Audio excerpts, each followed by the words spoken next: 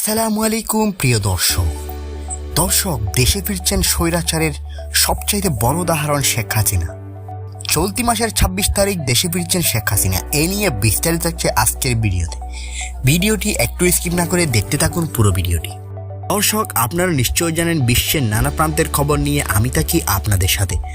বিশ্বের নানা প্রান্তের সকল সত্য খবর সবার আগে আপডেট পেতে আমাদের চ্যানেলটি এখনই সাবস্ক্রাইব করুন। দর্শক, আপনারা নিশ্চয়ই জানেন গত জুলাই মাস থেকে আগস্ট মাস পর্যন্ত গণহত্যা চালিয়েছে স্বৈরাচারী শেখ হাসিনা। বাংলাদেশের সাধারণ শিক্ষার্থীদের প্রাণের দাবি কোটা সংস্কার আন্দোলনকে কেন্দ্র করে প্রায় ১,০০০ স্টুডেন্টকে খুন করেছে স্বৈরাচারী শেখ হাসিনার পুলিশ বাহিনী। এছাড়াও তাদের উপর অমানবিক নির্যাতন চালিয়েছে স্বৈরাচারী শেখ হাসিনা। অবশেষে ছাত্র জনতার অভ্যুত্থানের পর দেশ ছেড়ে পালাতে বাধ্য হয় স্বৈরাচারের অত্যন্ত বড় উদাহরণ শেখ হাসিনা। গত মাস অর্থাৎ আগস্ট মাসের ৫ তারিখ তিনি বাংলাদেশ থেকে ভারতে পালিয়ে যান। তিনি বাংলাদেশের প্রধানমন্ত্রী থাকাকালীন সময়ে তার রয়েছিল লাল পাসপোর্ট অর্থাৎ কূটনৈতিক পাসপোর্ট।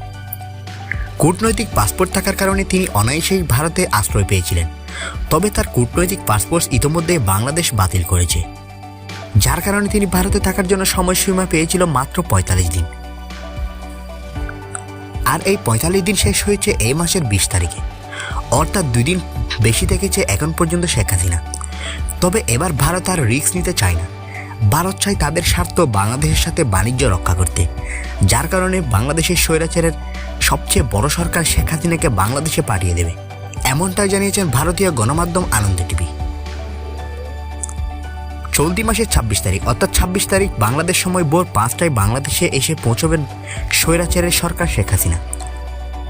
ইতোমধ্যেই তাকে বিমানবন্দর থেকে গ্রেপ্তার করার জন্য প্রস্তুতি নিয়ে নিয়েছে বাংলাদেশের আইন শৃঙ্খলা বাহিনী। তো দর্শক, স্বৈরাচারী শেখ হাসিনা আসলে আপনি কি মনে করেন? তাকে কি জেলে দেওয়া যাবে, নাকি তার সাঙ্গপঙ্গরা তাকে নিয়ে আবারও রাজনীতির মাঠে নামবে? আপনার মতামত জানিয়ে দিন কমেন্ট বক্সে।